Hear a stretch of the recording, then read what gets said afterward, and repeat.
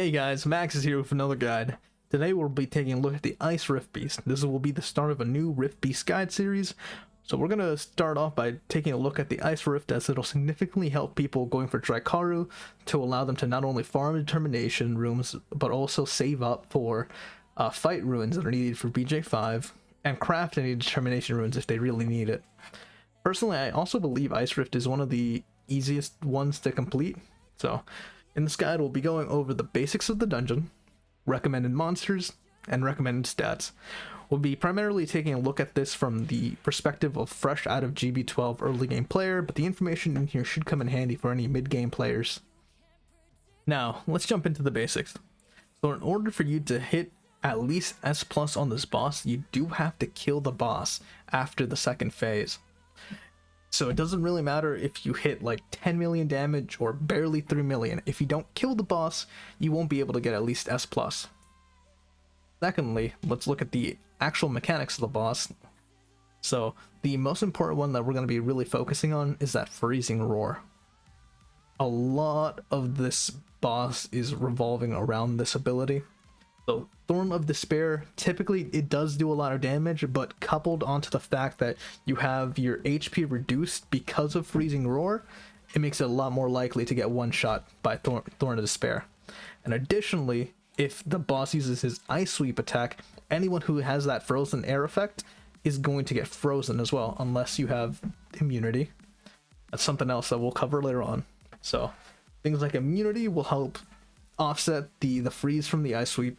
The actual ability itself, the Freezing Roar, doesn't do any damage, which makes it one of the only elemental beasts that their effect doesn't do damage to. Like the Fire Beast, it calls out the minions, it does damage. The Wind Beast, it does damage when it uses it, but not the Water one, which will help us significantly. So immunity is great, attack bar boosts are great as well, because the faster you gain your attack bar, the more HP you'll gain. So if you have 1 or 2 attack boosters, you'll be able to completely get your HP back before that Ice Sweep, and you don't have to worry about the freezing effect. Speed buff is also really nice here. You know, speed buff will increase your overall speed and allow you to gain your attack bar faster. Third, the amount of turns you get here is limited. You don't have to be ridiculously fast here. You know, you run your supports like 200 speed, you'll be okay. The most important thing is making sure your team synergy works well, and you have, you know, 2-3 supports depending on what stage you are at the game. Lastly, I should mention that Violent here is super premium.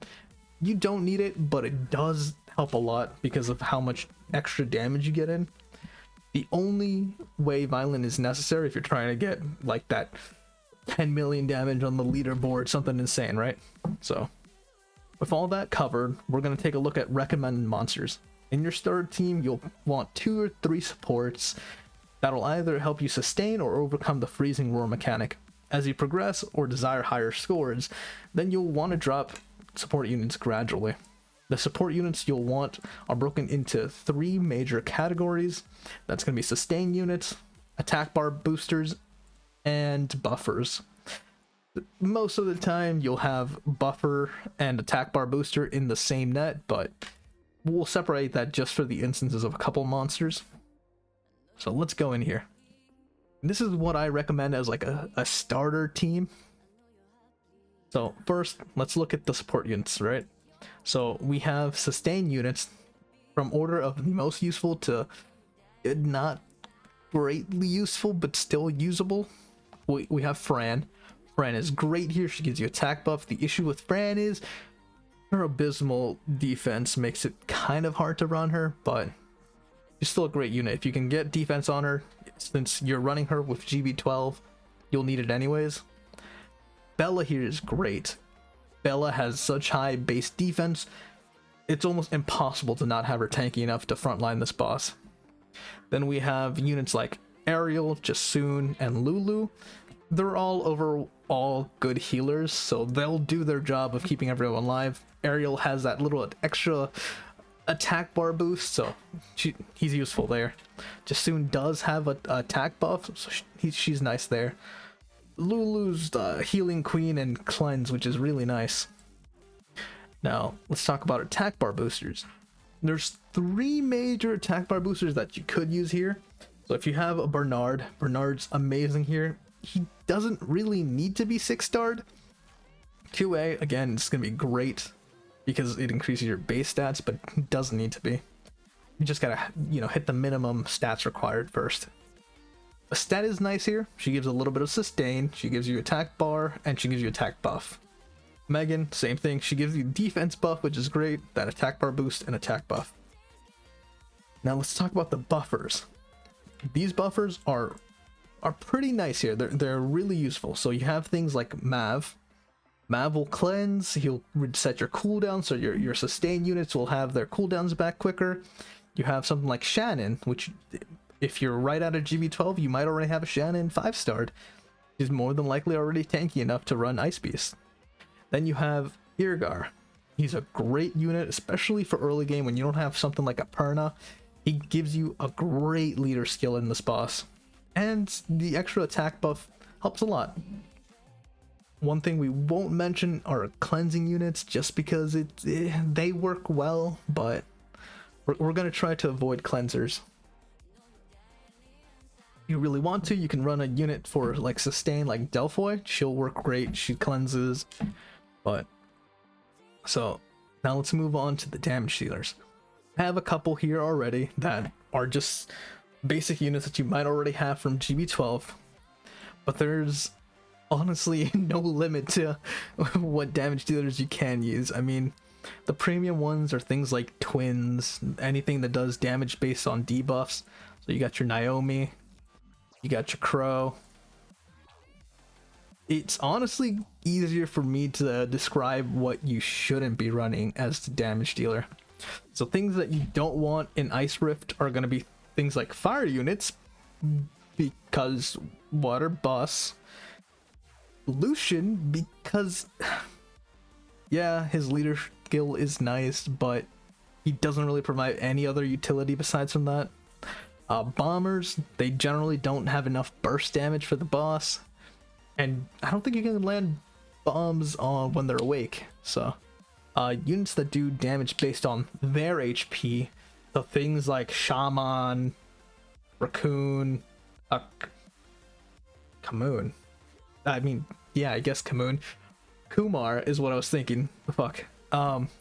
Units that do damage based on their defense, they generally don't have the best multipliers, and I'm talking things like Fan Yang. I mean, he does damage, he's not a nuker. We want things that nuke, high damage potential. And then there's also units that are primarily for control. Those generally you'll want to avoid. You also want to consider what kind of leader skill you're going to be bringing into the boss. You'd preferably want something that gives you like an attack increase. In this case, we're using Irgar, but you can use things like a Yen or Perna if you're a whale.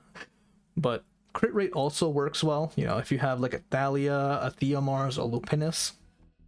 If you have to use like a tanky leader skill, you'd want defense preferably, but HP or speed works too. Just avoid resistance and accuracy like the plague. Lastly, we're going to be going over what you'll need to beat this boss in terms of actual stats. So we're going to be talking about this boss like you're fresh out of GB12. So as you probably already saw with Naomi, I've already stripped a couple of my units here and there just to help me bring them down to like the minimum stats they need to clear. So let's talk about defense on this boss, how insanely important, well, in Rift Beast in general, defense is super important. So your support units, you want at least like 1500 total defense. But the more units you add in the front line, if you're only using 2, you want like 1500. But you can take it down by like 100 for every frontline unit you add. And honestly, if the boss doesn't crit, you can get away with like 1000 total defense with 4 in the front line. It just depends on how safe you want the run to actually be. The HP is a little more negligible, but if you're running units like Bran in GB12, they're probably already going to have like at least 20,000 bonus HP.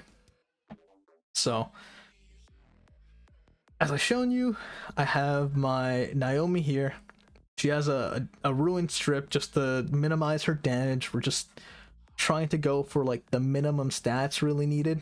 So I have my Crow on my front line. He actually only has like 8,000 bonus HP and 500 bonus defense. So, but I do have max arena tower, so that puts me at about 20,000 total HP and 1,200 total defense.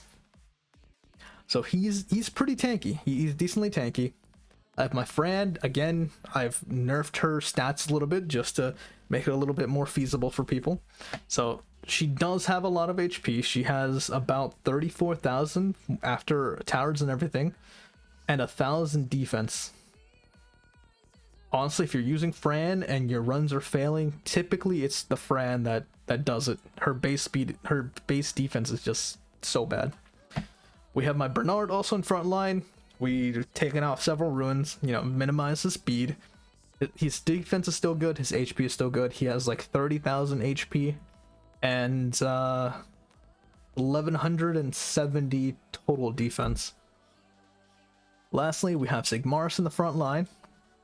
He has about 21,000 total HP after towers and everything, and close to 1,000 total defense.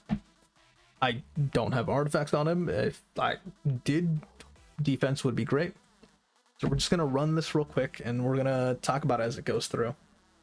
So one of the things that you definitely want to do is try to maximize as much damage as you can. But if your units don't survive, even if they do an insane amount of damage, you're not going to be able to beat the boss. So we want to prioritize killing the boss, because an S rank, even if it's just, you know, 2.5 million damage, you know, just S plus, is still better than 10 million damage, but you don't kill the boss and you only hit A rank. Don't know how you would ever possibly hit 10 million without killing the boss, but that's irrelevant. So you've already kind of seen some of my unit stats. They're not great. They're not going to be doing insane amount of damage, but they have a lot of synergy. They have a lot of buffs. Irgar provides a lot of debuffs, so we'll be doing a decent amount of damage. We should be able to hit at least triple S here. But again, don't forget that the stats that I have, they don't reflect the powers that I have. So you'd have to take in consideration an extra 25% from crit damage, an extra 20% attack. That's the reason why we're able to hit this hard. But generally, here we have like 3 support units in this team. Irgar, he's a damage dealer, but he's more of a support, to be honest.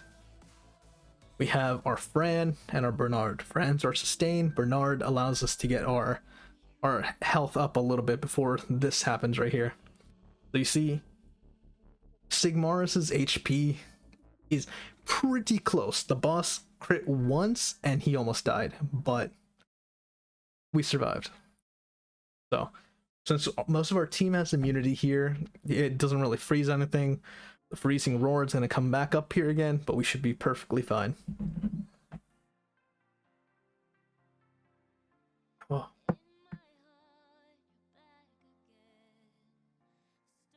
Yeah, so here we go, the freezing roar again.